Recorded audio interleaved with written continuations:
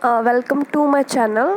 The topic is DTA। सो ये जो इनकम टैक्स का टॉपिक है, okay, so let's we discuss इसमें क्या होता है, DTA का क्या मीनिंग है। DTA एक एग्रीमेंट होता है जिसको हम कहते हैं डबल टैक्सेशन अवॉइडेंस एग्रीमेंट।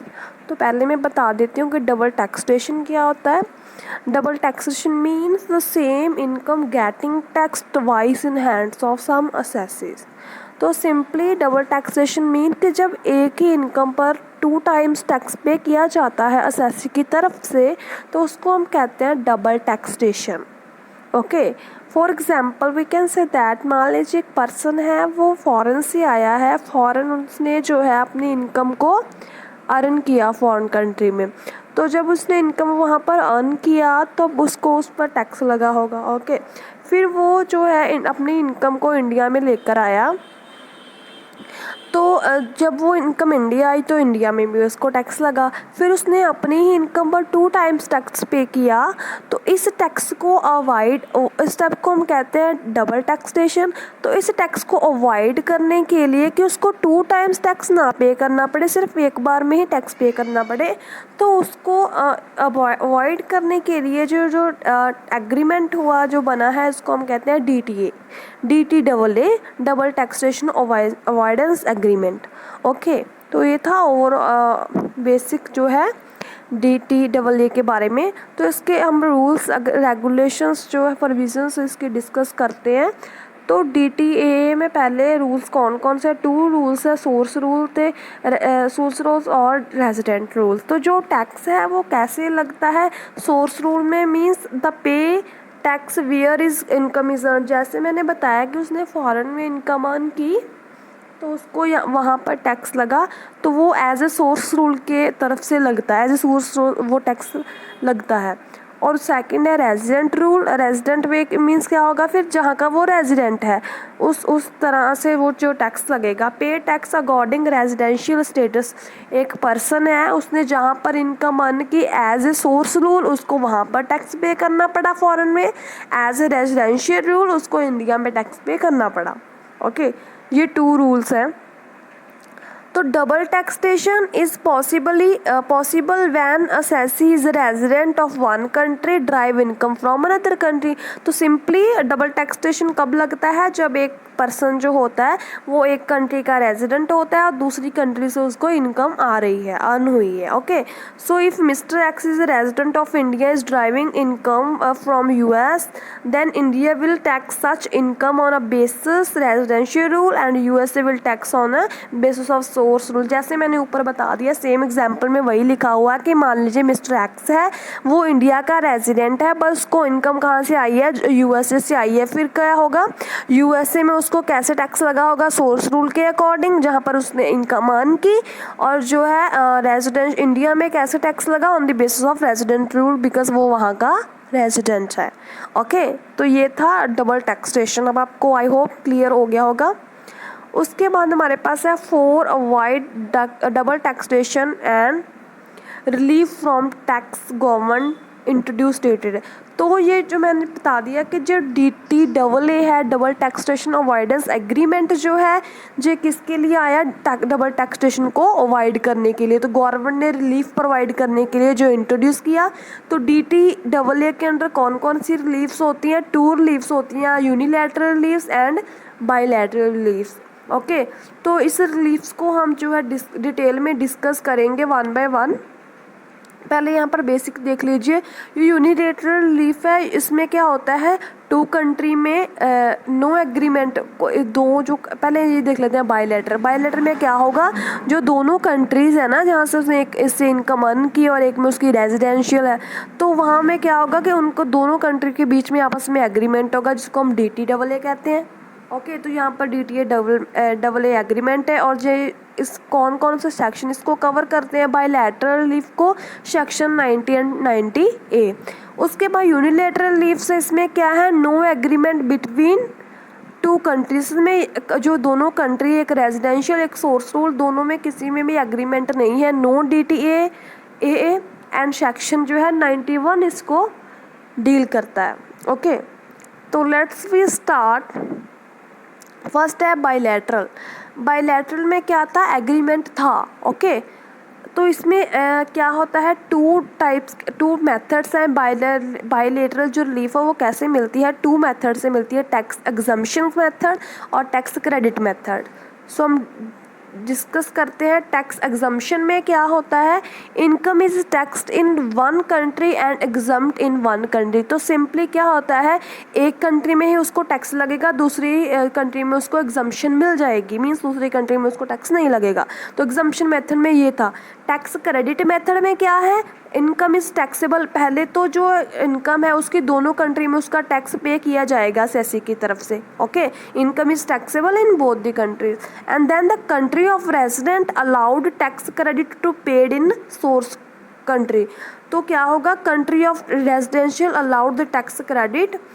तो जो रेजिडेंशियल कंट्री है वो अपना जो टैक्स है अलाउ कर देगी, उसको टैक्स क्रेडिट उसका वापस दे देगी। इट मीन्स कि इसमें सिंपली क्या है, टैक्स एग्जम्पशन में उसको सिर्फ एक ही कंट्री में पे करना पड़ेगा, दूसरी में नहीं करना। ओके, तो इसमें क्या है, उन्होंने दोनों कंट्री में पहले टैक्स पे करना, फिर दोनों में से एक कंट्री जो होगी वो अपने उसको वापस कर देगी, उसकी रिफंड कर देगी अमाउंट टैक्स की। ओके, तो ये था टैक्स क्रेडिट मेथड।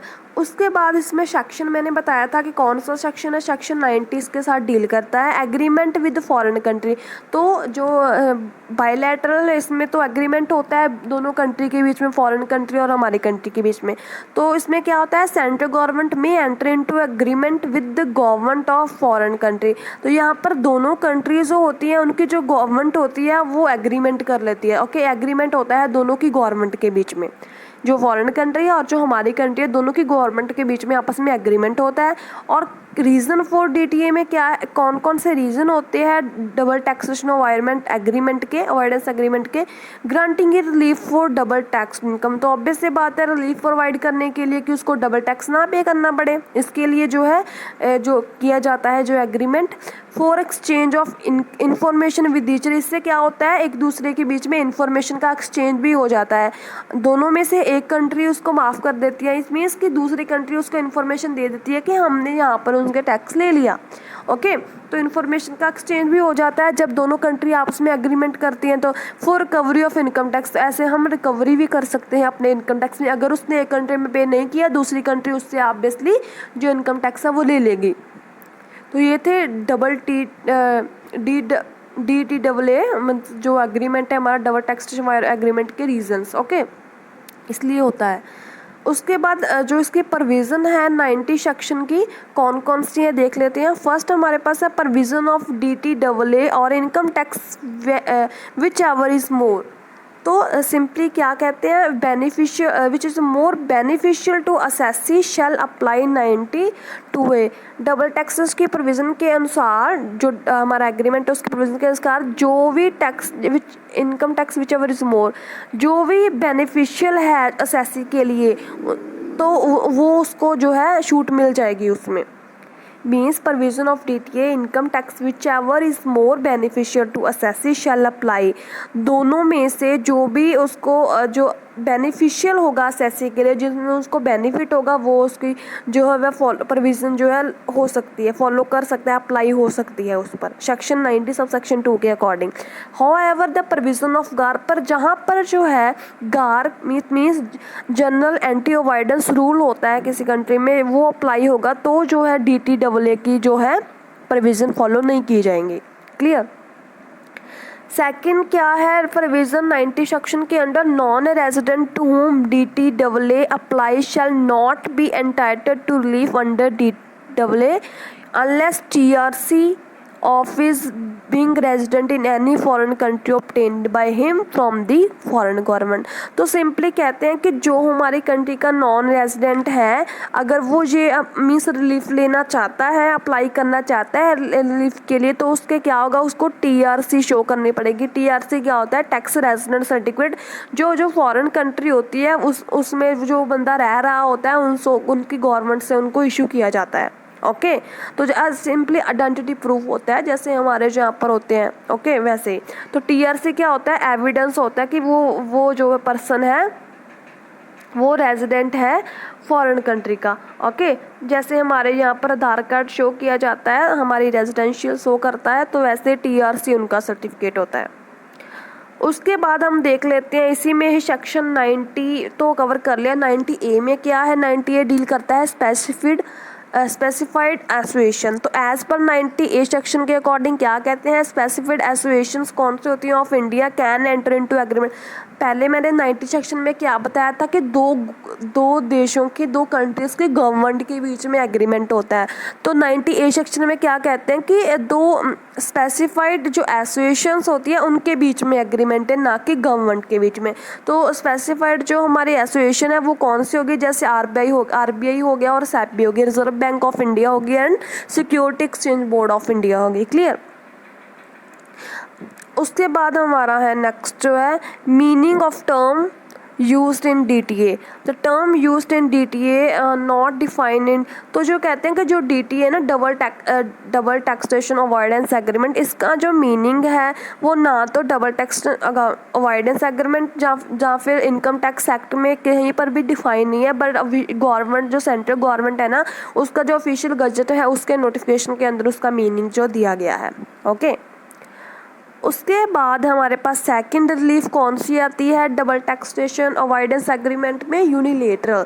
ओके, पहले हमने ऑल अबाउट डिस्कस कर ली बायलैटरल, उसमें क्या था? 90 और 90A सेक्शन था। ठीक है, 90 में क्या था कि दोनों कंट्री की गवर्नमेंट के बीच में एग्रीमेंट था। 91 में क्या था कि दोनों की जो है स्पेसिफाइड एसोसिएशन RBI SEBI के बीच में अग्रीमेंट है। उसके बाद हमारा है यूनिलेटरल रिलीफ, जिसमें हम 91 करते हैं। तो जो बायलैटरल था उसमें क्या था कि दोनों कंट्री के बीच में एग्रीमेंट था, बट यहाँ पर कोई भी DTA नहीं है, यहाँ पर कोई भी एग्रीमेंट नहीं है। तो इस केस में क्या होगा फिर? जहाँ पर एग्रीमेंट नहीं है, यहाँ पर 2 केसेस होते हैं। फर्स्ट केसेस क्या है? Any person who is resident of India in any previous year, in that previous year he proves that he has income which arise to him outside India and he has paid tax to foreign country with regard to tax foreign income. So कहते हैं कि अगर कोई person है वो India का resident है और प्रीवियस जो उसकी इनकम है वो प्रूव कर देता है कि मैंने फॉरेन से अर्न की थी प्रीवियस ईयर में, और प्रीवियस ईयर में मैंने टैक्स भी पे करा था फॉरेन कंट्री को। ओके, और he has paid tax foreign country, तो ही शैल बी एंटाइटल्ड टू, उसको टैक्स रिलीफ मिलेगी from Indian income tax act के अंडर। कैसे मिलेगी उसको जो रिलीफ कैसे मिलेगी? Rate of tax which is paid in, कितना रेट ऑफ टैक्स इंडिया में उसको पे करना पड़ेगा, कितना उसने फॉरेन में पे किया, दोनों में विच एवर इज़ लेस उसको जो है उसकी रिलीफ मिल जाएगी। क्लियर?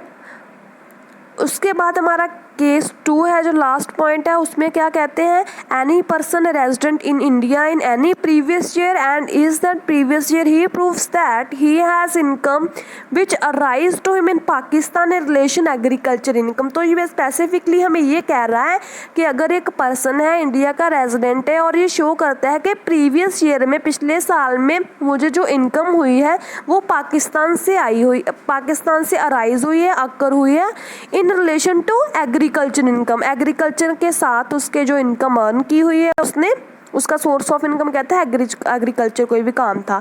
ही हैज़ पेड, तो उसने पाकिस्तान में जो है टैक्स पे किया हुआ है in relation to that income. तो फिर क्या होगा?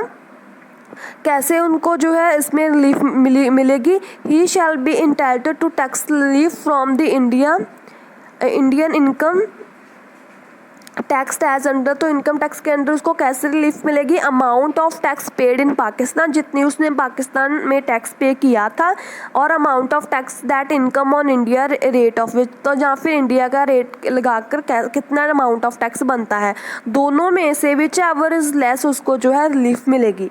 तो ये था हमारा ओवरऑल 91 सेक्शन में सिंपली बहुत ही ईजीएस्ट वे में इसको में बताया गया है कि यूनिलेटरल रिलीफ में क्या होता है। पहला केस में क्या होता है कि अगर कोई पर्सन शो कर देता है, प्रूफ कर देता है, इंडिया का रेजिडेंट जो प्रूफ कर देता है कि मुझे जो फॉरेन से इनकम आई थी वहाँ पर मैंने टैक्स पे किया था, तो as compare to foreign tax and हमारे कंट्री में जो कितना टैक्स बनता था, दोनों को कंपेयर कर जो भी अमाउंट लेस में होगी उसको जो है रिलीफ मिल जाएगी। सेक्शन 2 में वो कहता है केस 2 में वो क्या कहता है कि मुझे इनकम प्रीवियस ईयर में जो प्रूव कर देता है कि पाकिस्तान से आई हुई है और एग्रीकल्चर के सोर्स है मेरा इनकम का, एग्रीकल्चर से मुझे अर्न की है मैंने पाकिस्तान में और उस पर टैक्स भी पे किया है, अगर वो इसको प्रूव कर देगा तो उसको जो है जो भी अमाउंट उसने पाकिस्तान में पे की होगी और जहाँ पर करनी होगी उन दोनों में विच एवर इज लेस उसको जो है बेनिफिट उसका मिल जाएगा। तो ये था all over about DTTA double taxation avoidance agreement act, तो sorry double taxation avoidance agreement. Okay, तो thank you so much, keep on watching, keep on learning, do like, comment, share, subscribe.